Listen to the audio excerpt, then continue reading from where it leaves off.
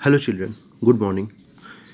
पिछले लेक्चर पे हमने डिस्कस किया था chapter number 3 Nazism and rise of Hitler. भी डिस्कस किया था हिटलर के बारे में और क्या उसका नाजिज्म रहा है जर्मनी में। कुछ उसके पॉइंट पे हमने डिस्कस किया है। उसका एक्सरसाइज भी मैंने अपलोड किया था, उसके क्वेश्चन आंसर आप किए भी होंगे। क्वेश्चन आंसर अगर आप कर लेंगे तो आपका जो चैप्टर नंबर 3 है वो पूरी तरह से प्रिपेयर हो जाएगा, तैयार हो जाएगा।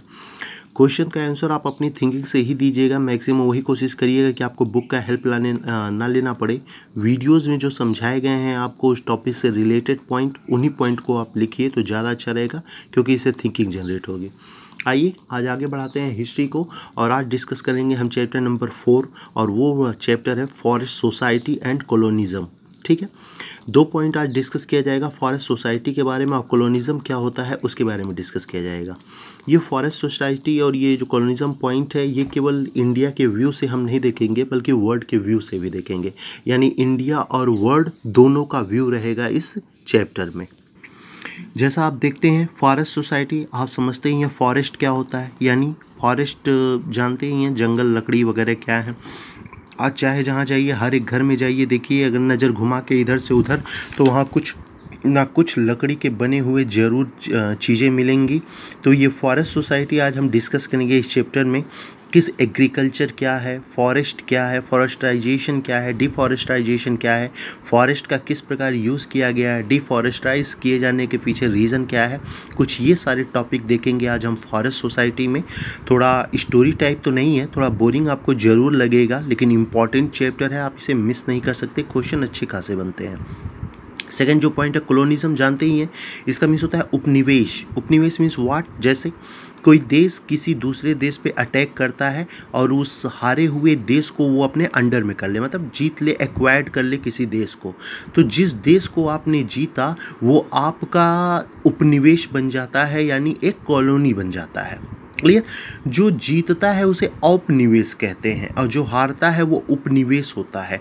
यानी जो देश हार गया है उस देश पर सारा कंट्रोल, सब कुछ अब वही देश करेगा जिस देश ने उसे जीता है।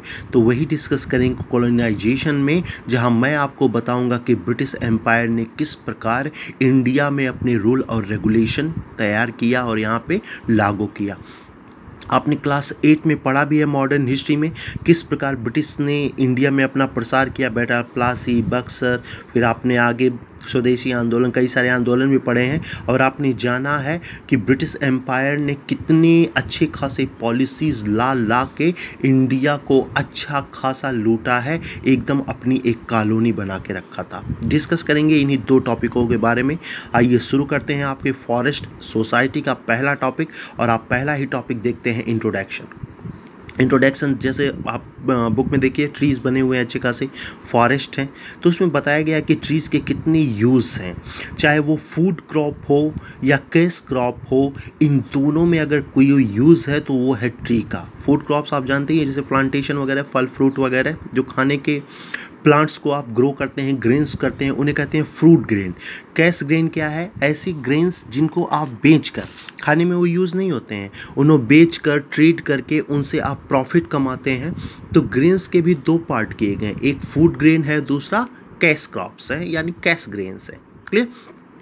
तो वही दिखाया गया, इसमें यही बताया गया है कि आप किसी कहीं भी जाइए, किसी घर में जाइए तो आप अपनी नज़र घुमा के देखिए, कुछ ना कुछ पेड़ के जरूर, ट्रीज़ के कुछ ना कुछ जरूर बने होते हैं। चाहे वो टेबल की बात किया जाए, टेबल की बात किया जाए, ड्रेसिंग टेबल्स की बात की जाए, बेड की, किसी की भी चीज़ बात की जाए, तो उसके लिए सबसे ज़रूरी होता है वुड, लकड़ी, और वो लकड़ी केवल और केवल आपको फॉरेस्ट से प्राप्त होता है। इंट्रो में कुछ ऐसी ही बातें की गई हैं। क्लियर?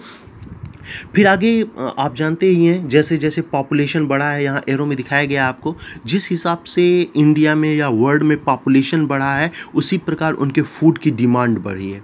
फूड की डिमांड बढ़ी है तो भाई अगर पॉपुलेशन बढ़ रहा है तो उनको रहने के लिए घर भी चाहिए, और घर आपको तभी मिलेगा जब आप डिफॉरेस्टेशन करेंगे। यानी जैसे जैसे पॉपुलेशन बढ़ा है फॉरेस्ट की संख्या वैसे वैसे घटती चली गई।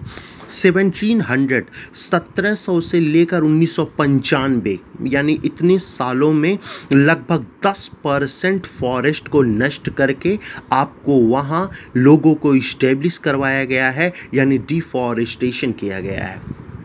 कि अगर ये मात्रा ऐसी ही बढ़ती गई तो कहा जाता है बहुत बड़ा क्लाइमेट चेंज आएगा, और उस क्लाइमेट चेंज से ना केवल इंडिया बल्कि पूरा अर्थ प्रभावित होगा। इसीलिए एक विश्व संस्था बनी है IUFCCC, क्लियर, जो आपको बताती है कि किस प्रकार इन्वायरमेंट को नुकसान हो रहा है। अगर डिफॉरेस्टाइजेशन ऐसे ही किया जाता जाएगा तो वो समय दूर नहीं जब इंडिया सहित पूरे वर्ल्ड को क्लाइमेट का सबसे बड़ी सजा भुगतनी पड़ेगी। क्लियर। चलिए, फॉरेस्ट को ख़त्म करने के रीज़न क्या हैं, क्या कारण कि फॉरेस्ट को ख़त्म किया जा रहा है एक लाइन से, तो आइए डिस्कस करते हैं।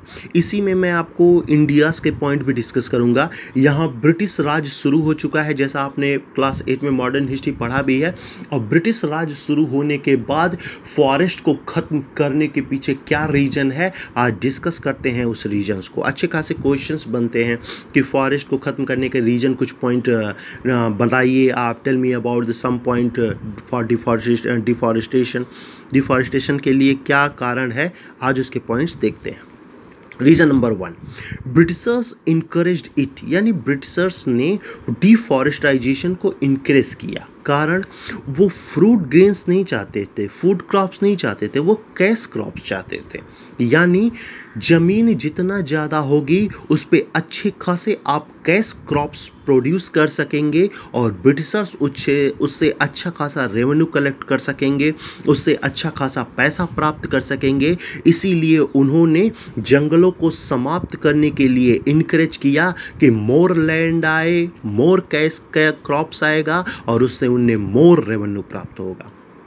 The first reason is, second one, colonial state. जैसा मैंने कहा, जिस हिसाब से पॉपुलेशन बढ़ेगा, लोगों को रहने के लिए घर चाहिए, और वो घर लेने के लिए उन्हें ज़मीन चाहिए, और लैंड तभी मिलेगा जब आपके फॉरेस्ट को ख़त्म किया जाएगा। इसीलिए ब्रिटिशर्स ने कॉलोनी को इस्टेब्लिश करने के लिए भारत के तमाम फॉरेस्ट को कटवा दिया, क्योंकि वो वहाँ लोगों को इस्टेब्लिश करना चाहते थे as a labour, as a worker बना के। क्लियर। नेक्स्ट वन किया गया है डिमांड इन इंग्लैंड, स्पेशली देखिए ब्रैकेट में मैंने लिखा है टिम्बर। बड़ी डिमांड थी इंग्लैंड में टिम्बर की, टिम्बर हो या सॉल हो, इन सब की बड़ी डिमांड इंग्लैंड में थी, और जितनी ज़्यादा डिमांड बढ़ेगी इंडिया में उतना ज़्यादा प्रोडक्शन किया जाएगा, और वो प्रोडक्शन तो तभी हो सकता है ना जब आपके पास पर्याप्त लैंड हो, और वो लैंड प्राप्त करने के लिए ब्रिटिशर्स ने यहाँ डिफॉरेस्टाइजेशन पे सबसे ज़्यादा फोकस किया। Reason number 3, first reason is Britishers encourage, second one colonial, third one demand in England specially timber and साल का। Now next one, plantation agriculture. हाँ, प्लांटेशन एग्रीकल्चर क्या होता है, देखिए जब आप एग्रीकल्चर करते हैं किसी भी प्लांट का बहुत बड़ी मात्रा में, जैसे आपने साल का ट्री लगाया तो पूरे एरियाज़ में अच्छे खासे एरिया, मतलब कई सारे हेक्टेयर्स में केवल साल और साल के ही ट्रीज रहेंगे। इसी को कहते हैं प्लांटेशन एग्रीकल्चर, यानी एक ही प्लांट का बहुत बड़ा एरिया। क्लियर।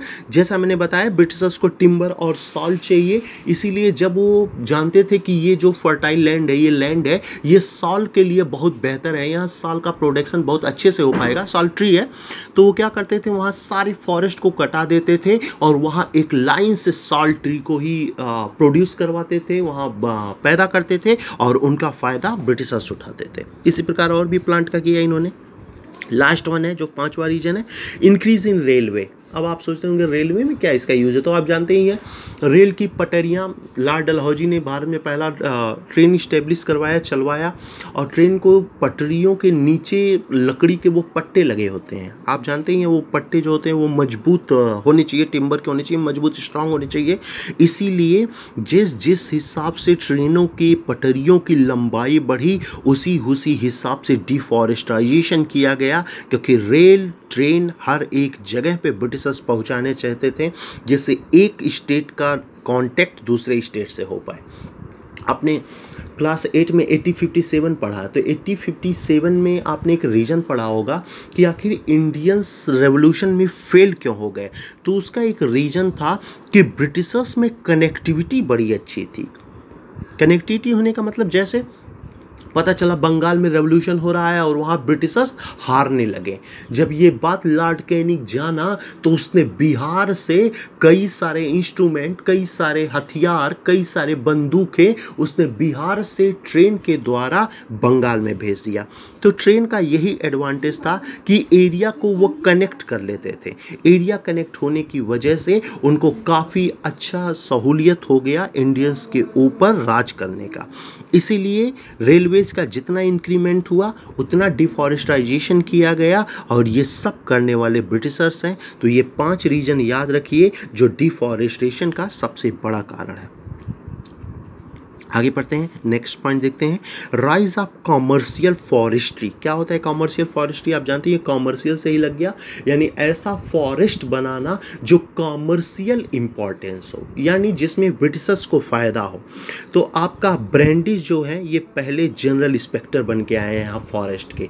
ये पहला ब्रिटिशर्स है जो आपके इंडिया का पहला फॉरेस्ट इंस्पेक्टर था। क्लियर? इसी ने इंडियन फॉरेस्ट एक्ट लाया 1865 में और इसने बताने की कोशिश किया कि आप जितना डिफॉरेस्टेशन करेंगे ब्रिटिशर्स तुम्हें बड़ा नुकसान होगा, इसलिए डिफॉरेस्टेशन तो ज़रूर करो लेकिन ऐसे एरियाज़ का मत करो जिस एरिया में आपको फ़ायदे के बजाय नुकसान होने लगे। क्लियर? इसीलिए अंग्रेज़ों ने कुछ फॉरेस्ट को रिजर्व कर लिया और जिन फॉरेस्ट का वो यूज़ मतलब उनको कैश में उनका यूज़ नहीं होता था उन सारे फॉरेस्ट को ख़त्म किया और वहाँ पीजेंट को इस्टेब्लिश करके वहाँ एग्रीकल्चर करवाया और जिस ट्रीज़ का जिस फॉरेस्ट का उन्हें प्रॉफिट होता था उस फॉरेस्ट को रिजर्व कर लिया। क्लियर?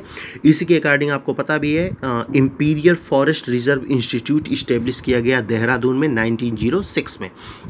1906 में देहरादून में इस्टेब्लिश किया गया था ये, जहाँ पे रिसर्च होता है आपके फॉरेस्ट वगैरह के बारे में कि क्या बढ़ रहा है, क्या घट रहा है, कितना पहुँचा फॉरेस्ट, कितना होना चाहिए फॉरेस्ट, ये सब कुछ डिस्कस होता है देहरादून में बने इस इंस्टीट्यूट में, आज भी है। तो यहाँ एक सोच आई है साइंटिफिक फॉरेस्ट्री क्या होता है। साइंटिफिक फॉरेस्ट्री क्या होता है, यानी पहले भी डिस्कस कर चुका हूँ, अब अदर वर्ड में देखते हैं। साइंटिफिक फॉरेस्ट्री क्या है?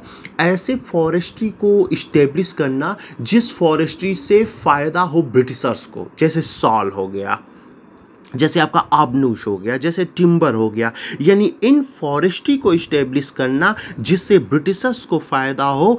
उन ट्रीज़ को वहीं इस्टेब्लिश करना जहां वो अच्छा खासा प्रोड्यूस हो सके, अच्छे खासे से पैदा हो सके, इसी को कहते हैं साइंटिफिक सोच, साइंटिफिक फॉरेस्ट्री। क्लियर? मैं पहले ही बता चुका हूं चैप्टर थोड़ा बोरिंग जरूर है, लेकिन क्या करें, अभी तक इतना मज़ेदार चैप्टर आप पढ़ते चले आ रहे हैं तो एक थोड़ा बोरिंग ही सही, क्योंकि चैप्टर इम्पॉर्टेंट है। आपको जानना पड़ेगा फॉरेस्ट कितने इम्पॉर्टेंस है आपके देश के लिए।